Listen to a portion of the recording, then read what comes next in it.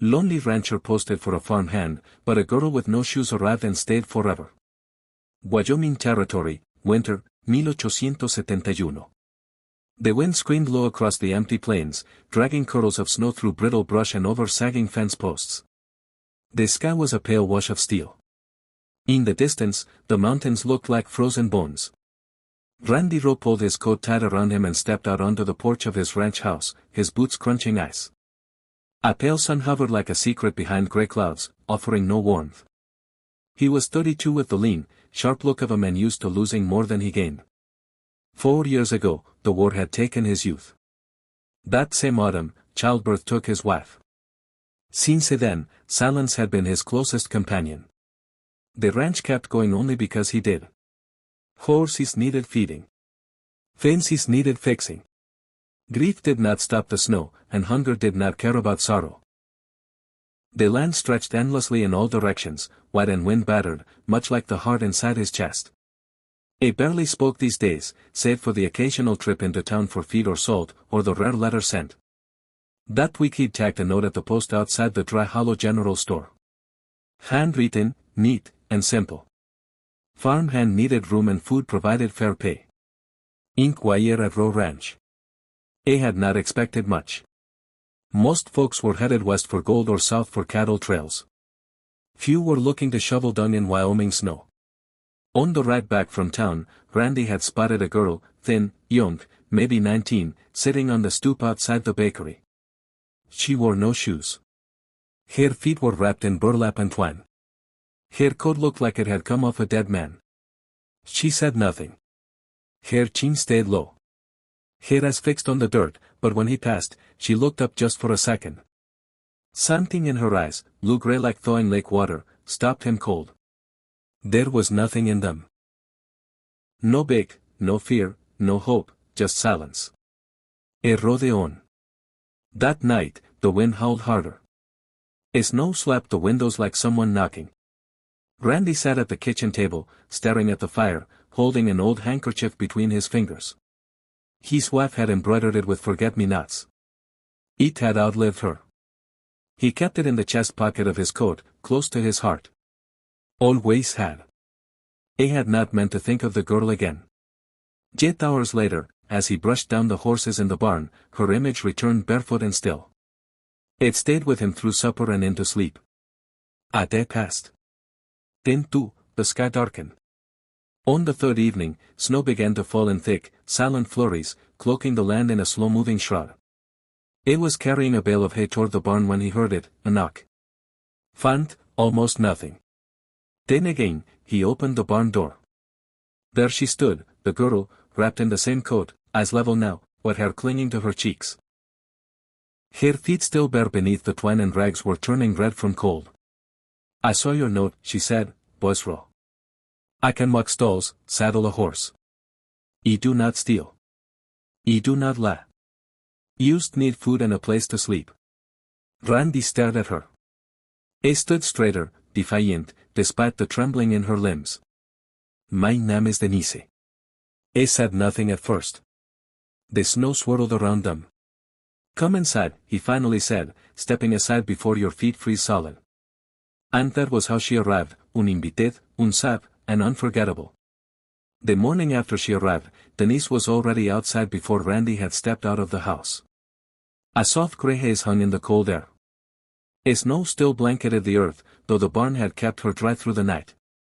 She had slept in a pile of straw next to the youngest mare, curled like something small and breakable. Randy found her hauling water from the pump with both hands, sleeves rolled up, face pale and raw from the wind. You do not need to do that, he said flatly. She glanced at him, but did not stop. He said I work, she replied. I mean to keep the bargain. He gave a short nod and walked off. He had not planned on letting her stay more than a day, just long enough for the storm to pass, but she said nothing more about leaving, and he never told her to go. She moved quietly with a kind of precise economy. She never wandered the house. She never asked questions. When Randy brought her a bowl of stew that first evening, she took it with both hands and whispered, "Thank you," like someone who had not said the words in years. He let her keep sleeping in the barn. She never complained.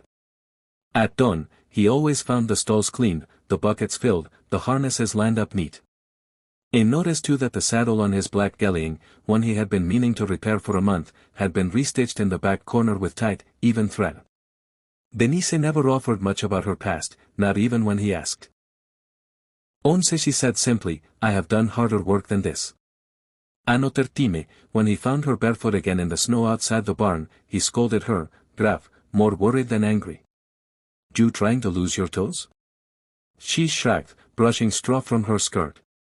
Never had shoes that fit. He moved better without.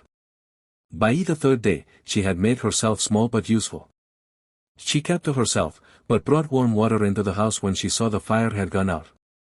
She did not speak unless spoken to, but her eyes noticed everything. Randy began to leave small tasks undone just to see if she would catch them. She always did. He found himself watching her more than he meant to. The way her fingers moved when she twisted rope. How she paused before opening a door as if expecting something bad behind it. There was a softness in her when she thought no one was looking. When she knelt to pet the dogs, or stood still at twilight, staring into the hills.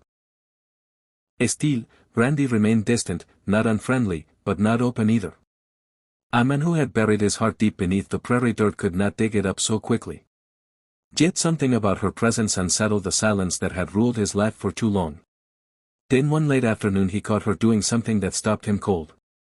The light was fading, snowflakes just beginning to fall again. Randy entered the barn quietly, meaning to fetch a lantern. What he saw made him freeze in the doorway. Denise sat on a bale of hay, needle and thread in hand. She had his old coat laid across her lap, the one with the torn cuff and worn elbows.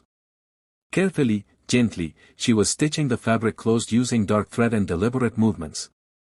But the thread was not ordinary. It was a strip torn from her own dress. He saw the edge, flat, soft gray cotton. The hem of her skirt hung uneven now, and her knees were red from exposure. She did not see him watching. Her lips moved silently, perhaps whispering to herself, perhaps praying. Her eyes were focused. It was not the action of someone seeking favor. It was the quiet act of someone trying to give back what little they had.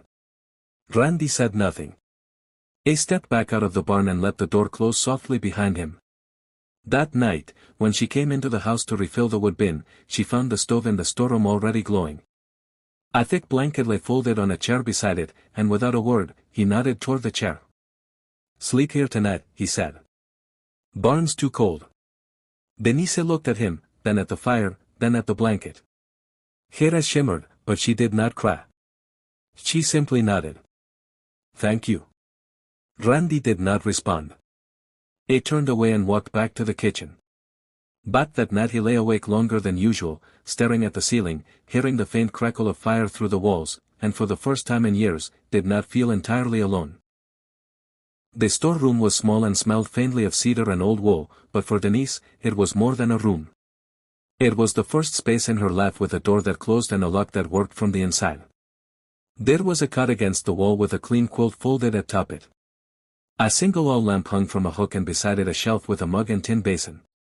No one had told her to move in, but when she came in that evening and found her few things already folded in the corner, she understood.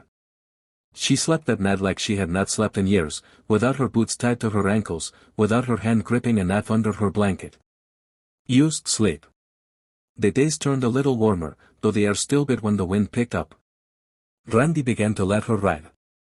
At first, he walked beside the horse, holding the reins as she sat awkwardly atop the saddle. She wobbled, then slid, landing in a tangle of limbs and a yelp into the dry hay. Randy turned, expecting a groan, but what came was a laugh. Light, braked. It startled them both. Denise rolled over on her back, still giggling. The ends of her hair dusted with straw. I reckon I'm no rider, she said through her grin. Randy chuckled before he could stop himself. It felt like his own voice had not laughed in 100 years. They tried again and again. By the fifth time, she was riding on her own in slow, careful circles, her back straighter, her eyes shining with pride. One evening, as they cleaned fish by the pump, Denise asked if she could try baking something. Randy shrugged. I ain't had a decent biscuit in years, he said. The kitchen smelled of cornmeal and salt fat that night. The biscuits were uneven, slightly burnt, but when he took a bite, Randy paused, then reached for another. Denise leaned forward, watching him. "Well," she asked. He swallowed. "Better than anything I have cooked." Her smile lingered all through supper. He did not tell her that he had not eaten like that since his wife died. The rhythm of the days shifted. Denise kept the chores, but now Randy slowed down to show her tricks with the horses, how to spot illness early, how to mend wire fencing without needing to replace the whole line. She listened with the quiet focus of someone who knew how to memorize survival. There were still no questions. Not from her, not from him. But the silence between them changed. It grew warmer, softer. Then came the night the sky cracked open. The wind picked up just after sundown, carrying the smell of ice. By midnight, the barn door slammed so hard it woke them both. Randy grabbed his coat, but Denise was already outside. The mare had gone into labor early. The FO was stuck, legs bent, awkward. Randy reached her just as she knelt down, bare arms working under the mare's belly. "She is breathing wrong," Denise muttered. "She is straining." "Let me," he began, but she shook her head. "I can do it," she said. "Just hold the lantern." He held the light. She worked with trembling hands, whispering something low and steady to the mare. Finally, the foal slipped free, slick and shivering. Denise pulled the newborn close, wiping it clean with a scrap of cloth. She cradled it like a child. The mare nickered weakly. Denise leaned her forehead against the horse's flank, eyes closed. Randy said nothing. He only watched. The next morning, the sun broke through frost-covered glass. Denise woke to the smell of firewood already burning in the stove beside her cot. When she opened the door to the hallway, she nearly tripped. A pair of boots sat neatly outside her room. Not just any boots, hand-made, stitched from real hide. The soles were lined with wool, and they were small, fitted for her feet. She stared at them for a long time before kneeling down. One hand reached out, trembling slightly. She ran her fingers along the seams. Then slowly she brought her hand to her chest, pressed it flat against the place where her heart beat. No one had ever made anything for her before. Not like this. Not out of care, not out of gentleness. Denise did not try them on. Not yet. She picked them up, walked back inside, and placed them carefully beneath her cot where she could see them every night before she slept. The wind rattled the shutters. Somewhere out on the range, a coyote howled, long and hollow. Inside, the fire burned low, casting flickering shadows on the wooden walls. It was near midnight when Randy stirred in his bed, half awake, unsure what had pulled him from sleep. Then he heard it, a muffled cry, not loud, but sharp, like someone had been wounded in their sleep. He grabbed his coat and stepped into the hallway. The light under Denise's door was gone, but the cry came again, quieter this time. He opened the door gently. She sat on the floor, knees drawn to her chest, arms wrapped around them, trembling. Her blanket was discarded nearby, tangled like she had fought it. Her shirt hung loose, and as she shifted to face him, the lamp he held cast its glow across her back. A jagged scar ran from her left shoulder down to her spine, long, pale, and rough. Old, but not forgotten. She turned quickly, startled. Her breath came in quick bursts like she had been running in a dream. "I'm fine," she whispered. Randy did not move. His voice came quiet. "What happened to you?" Denise hesitated. Then, as if the weight of silence had finally pressed too long, she spoke. "My mother was Apache. My father was Mexican. They met when she was being pushed off her land. They worked the railroads, came north.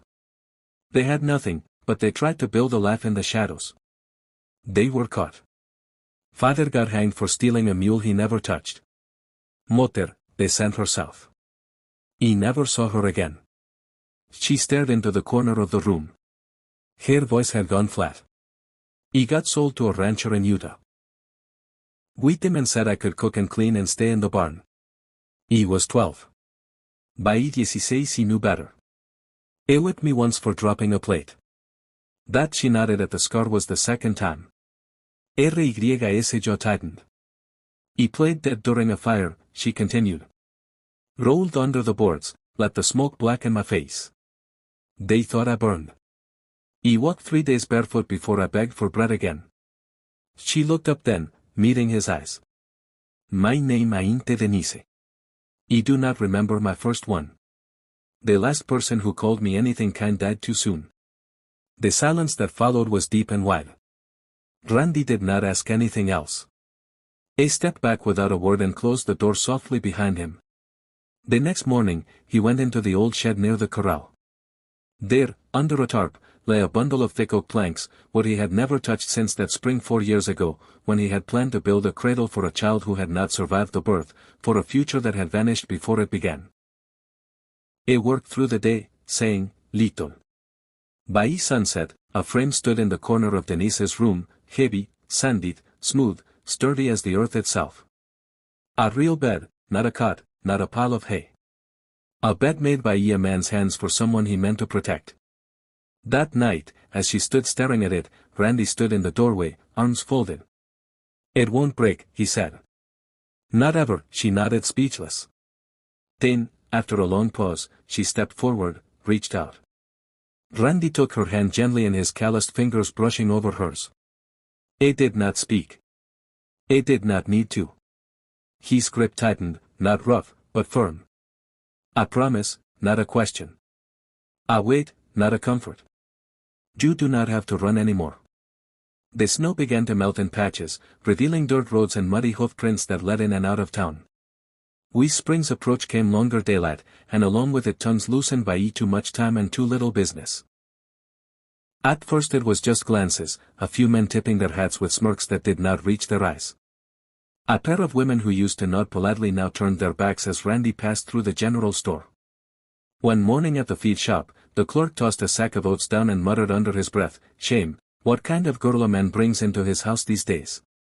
Rys narrowed, but he said nothing. It did not take long for the talk to spread.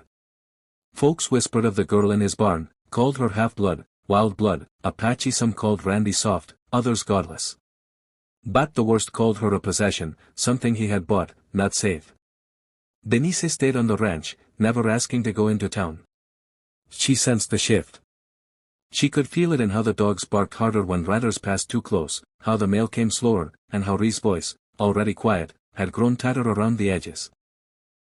Then, one Tuesday near dusk, a rider approached while Randy was fixing a fence post along the creek near the main road. The man dismounted with a practiced swing and leaned against the water trough like it belonged to him. "Well, I will be damned," he said, spitting to the side. "Thought you looked familiar." Randy eyed him. Dusty boots, long coat, battered hat pulled low. But Randy knew the kind. Ranch hand, trail, a man who lived too long by the whip and too little by his conscience. "You good?"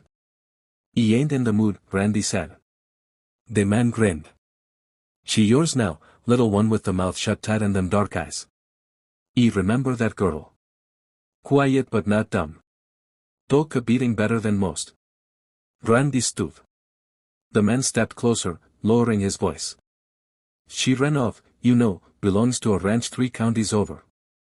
They got claim on her, property papers and all. Hell, she probably told you a sob story. They always do. But she's mine to collect." Randy did not blink. "She ain't for sale." The man shrugged. "That is not your choice." And then in a single swift motion, Rhys' fist connected with the man's jaw. There was a sickening crunch. A snap of bone and cartilage. Blood sprayed across the wood of the trough. The man stumbled back, groaning, crumpling to his knees. Randy stepped forward, fist still clenched. "She belongs here," he said coldly, standing over him. "And you? You do not have enough land to bury your body. If I ever see you again." The man looked up, blood dripping from his nose, then scrambled to his feet and staggered toward his horse. It did not mount clean. He rode off, hunched, his face a mess of red and dust. 2 days later, a deputy from town arrived on the ranch. "You know who he was?" the deputy asked, stepping off his horse. "He is claiming you assaulted him." Randy did not deny it. "He threatened someone under my roof." The deputy looked uneasy. There is talk you are harboring someone without papers. A girl. No records, no name, no right to be here. Might be best for both of you if she moved on. Randy stared long and hard. She is not going anywhere, he said. The deputy sighed, scratched his neck. Well, then do not give them another excuse. He left without handing over a warrant. That night, Randy walked into the kitchen, sat across from Denise, and poured himself a... I reckon there might be trouble, he said. Denise did not flinch. There always was, she said softly. You just didn't see it until now. The frost had returned early, creeping over windows and stiffening the earth. Denise stood near the barn fence at sunrise, arms crossed tightly, eyes locked on the far hills. She had not slept. Neither had Randy. She had been quiet for days. So quiet. No humming in the kitchen. No laughter in the barn. The firewood still got chopped. The animals still fed. But she moved like someone already halfway gone. Randy knew the signs. He had seen them once in his wife just before she told him she was afraid she would not make it through the winter. That same stillness, that same resignation. When Denise came into the house that morning, she did not sit. She stood by either door, coat in her hands, eyes dry but swollen. I need to leave. Randy sat down his coffee slowly. No, you don't. Jace, she said, barely above a whisper. I can't have you lose this place. Not for me. They're already watching. They will find a way to take it from you. I don't want to be the reason. You are not the reason for anything wrong here, Randy said. You don't get to decide that, she replied, eyes glistening. I walked into your life barefoot.